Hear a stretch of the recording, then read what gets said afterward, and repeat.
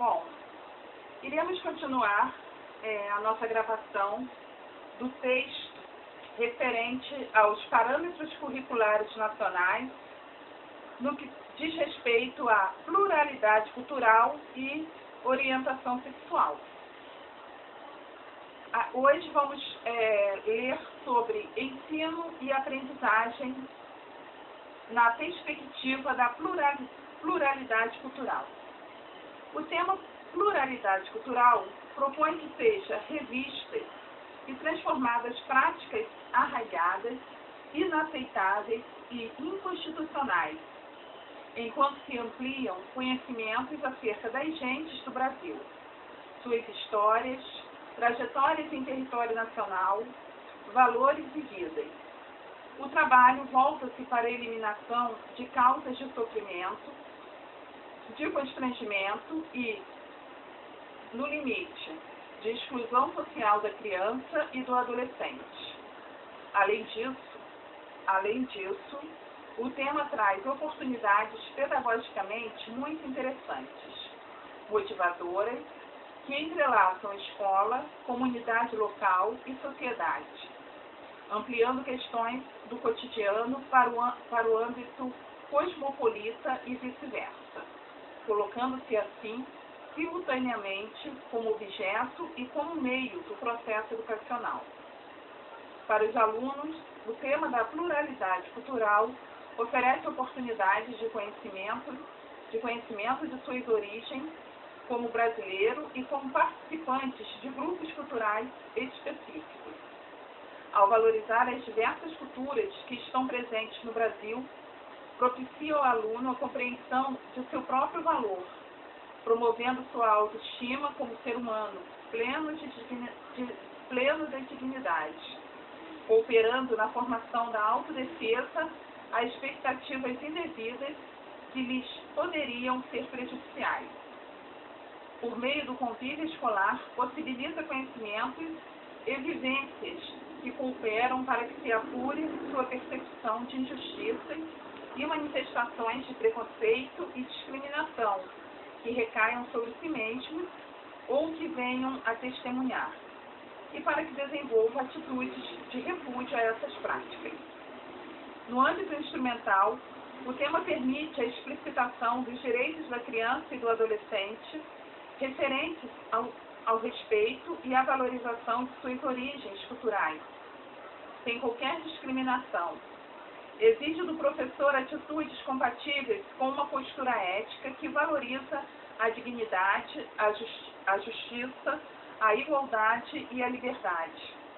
Exige também a compreensão de que o pleno exercício da cidadania envolve direitos e responsabilidades de cada um para consigo mesmo e para com os demais, assim como direitos e deveres coletivos. Traz para os conteúdos relevantes no conhecimento do Brasil aquilo que diz respeito à complexidade da sociedade brasileira, sua riqueza cultural e suas contradições sociais.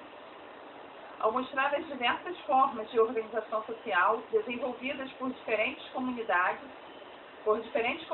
étnicas e diferentes grupos sociais, explicita que a pluralidade é fator de fortalecimento da democracia pelo adensamento do tecido social que se dá pelo fortalecimento das culturas e pelo entrelaçamento das diversas formas de organização social de diferentes grupos.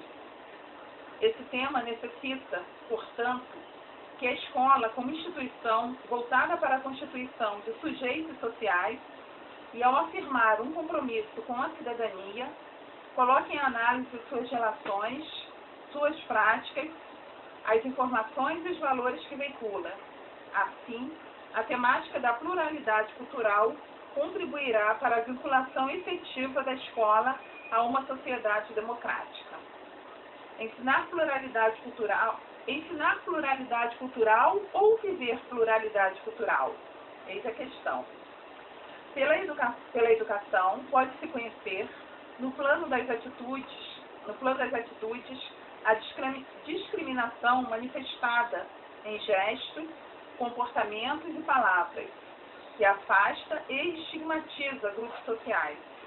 Contudo, ao mesmo tempo em que não se aceita que permaneça a atual situação em que a escola é cúmplice, ainda que só por omissão, não se pode esquecer que esses problemas não são essencialmente no âmbito comportamental, individual, mas das relações sociais, e como elas têm história e permanência.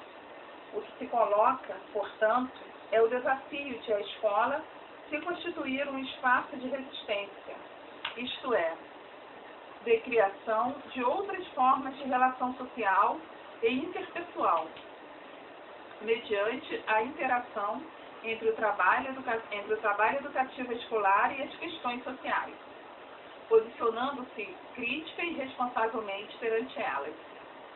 Assim, cabe à escola buscar construir relações de confiança para que a criança possa perceber-se e viver, antes de mais nada, como ser em formação e para que a manifestação de características culturais que partilhe com seu grupo de origem possa ser trabalhada como parte de suas circunstâncias de vida, que não seja impeditiva do desenvolvimento de suas potencialidades pessoais. É possível identificar no cotidiano as muitas manifestações que permitem o trabalho sobre pluralidade. Os fatos da comunidade ou comunidades do entorno escolar, as notícias de jornal, rádio, TV, as festas das localidades, estratégias de intercâmbio entre escolas de diferentes regiões do Brasil e de diferentes municípios de um mesmo estado. A escola deve trabalhar atenta às limitações éticas. Assim, quando se fala de alguma comunidade, é preciso ter certeza de que se referem a conhecimentos reconhecidos por essas comunidades como verdadeiros. Então, como conseguir informações? Nesse sentido, a prática de intercâmbio escolar e da consulta a órgãos comunitários e da imprensa, inclusive das próprias comunidades, é instrumento pedagógico privilegiado. Com isso, será possível transformar a possibilidade de obter informações das comunidades em favor de corresponsabilização social pelos rumos da discussão da formação de crianças e adolescentes. É importante abrir espaço para que a criança e o adolescente possam manifestar-se, viver o direito à voz e a experiência pessoal e intransferível, que permite um oportuno e rico trabalho de língua portuguesa. Assim também, o exercício efetivo do diálogo, voltado para a troca de informações sobre vivências culturais e esclarecimentos acerca de eventuais preconceitos e estereótipos, é componente fortalecedor do convívio democrático. O cotidiano da escola permite viver algo da beleza da criação cultural humana em sua diversidade e multiplicidade. Partilhar um cotidiano onde o simples olhar-se permite a constatação de que são todos diferentes, traz a consciência de que cada pessoa é única e, exatamente por essa singularidade, insubstituível. Exatamente por essa singularidade insubstituível. O simples fato de os alunos serem provenientes de diferentes famílias, diferentes origens, assim como cada professor ter ele próprio uma origem pessoal e os outros auxiliares do trabalho escolar terem também, cada qual, diferentes histórias, permite desenvolver uma experiência de interação entre diferentes, na qual cada um aprende e cada um ensina. O convívio aqui é explicitação de aprendizagem a cada momento. O que um gosta e o outro não. O que um aprecia e o outro talvez despreze. Aprender a posicionar-se de forma a compreender a relatividade de opiniões, preferências, gostos, escolhas, é aprender o respeito ao outro. Ensinar suas próprias práticas, histórias, gestos, tradições, e fazer-se respeitar ou dar-se a conhecer. Para o aluno, importa ter segurança da aceitação de suas características, ter disponível a abertura para que possa dar-se a conhecer naquelas que sejam experiências particulares suas ou do grupo humano a que se vincule, e receber incentivos para partilhar com seus colegas a vivência que tenha fora do mundo da escola, mas que possa ali ser referida como contribuição sua ao processo de aprendizagem. Resumindo, trata-se de oferecer à criança e construir junto com ela um ambiente de respeito, pela aceitação e de interesse, pelo apoio à sua expressão, de valorização, pela incorporação das contribuições que vem a trazer. É claro que aquilo que se apresenta para o aluno é idêntico ao que se apresenta para o professor e demais funcionários da escola. Uma organização escolar que saiba estar atenta às singularidades dos profissionais que ali atuam, respeitando suas características próprias, entendendo que esse respeito é a base para a atuação profissional, e tal respeito não é incompatível com o respeito às normas institucionais, embora possa, às vezes, exigir flexibilidade em suas aplicações, por exemplo, os feriados religiosos.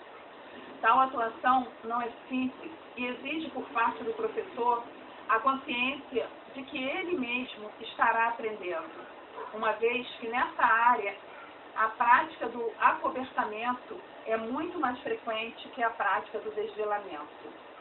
A prática do acobertamento é a mais usual, porque assim se estabeleceu no campo social.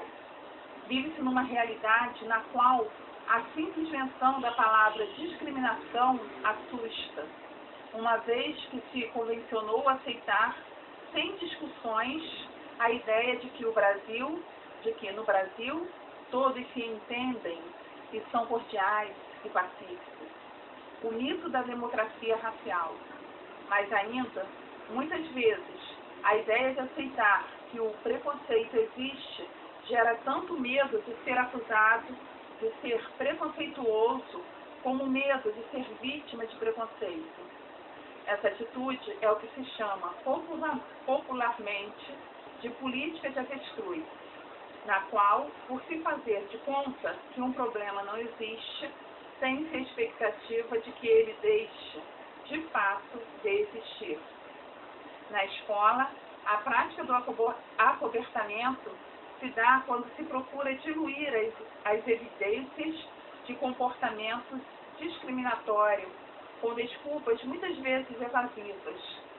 Um professor pode ter tratado um aluno mal porque estava nervoso, ou a ofensa de uma criança contra outra é tratada como se fosse um simples descuido, uma distração. A prática do desvelamento, que é decisiva na superação da discriminação, exige do professor informações, discernimento diante de situações indesejáveis, sensibilidade ao sentimento do outro e intencionalidade definida na direção de colaborar na superação do preconceito e da discriminação. A informação deverá permitir um repertório básico referente à pluralidade étnica suficiente tanto para identificar o que é relevante para a situação escolar, como para buscar outras informações que se façam necessárias. O discernimento é indispensável, de maneira particular, quando ocorrem situações de discriminação no cotidiano da escola. Enfrentar adequadamente o ocorrido significa tanto não escapar para evasivas, quanto não resvalar para o tom de acusação. Se o professor se cala ou trata do ocorrido de maneira ambígua, estará reforçando o problema social. Se acusa, pode criar sofrimento, rancor e ressentimento.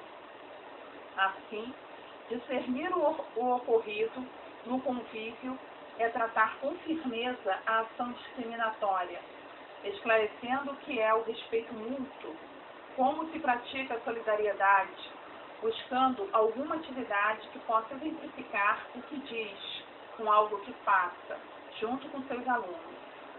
Aqui se coloca a sensibilidade em relação ao outro, compreender que aquele que é alvo da discriminação sofre de fato e de maneira profunda é condição para que o professor, em sala de aula, em